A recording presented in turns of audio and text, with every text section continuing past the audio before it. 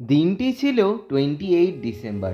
আমি আর মা বজবজ থেকে অটোয় উঠে আছিপুর লঞ্চ ঘাটে এসে লঞ্চে করে চেপে চলে যাচ্ছি উলুবেড়িয়া।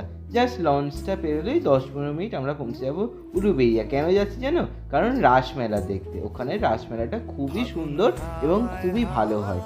তো চলো, আমরা তো পৌঁছে গেছি। গিয়ে আগে রাসের উৎসবটা দেখে নিলাম, যেখানে রাধাকৃষ্ণ রাসলীলা দেখাচ্ছে। তারপরে সব কিছু দেখে উলুবেড়িয়া কালী মন্দিরটা একটুখানি দেখে আমরা এবার যাচ্ছি মেলার দিকে। মেলাটা মোটামুটি খোলা আর্ধেক আর্ধেক ছিল।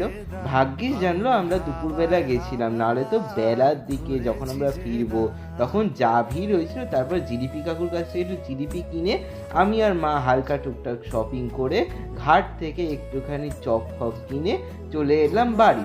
চলো, আজকের মতন এখানেই। Tata, bye bye. Please do like, share and subscribe to my channel the শুভস creation.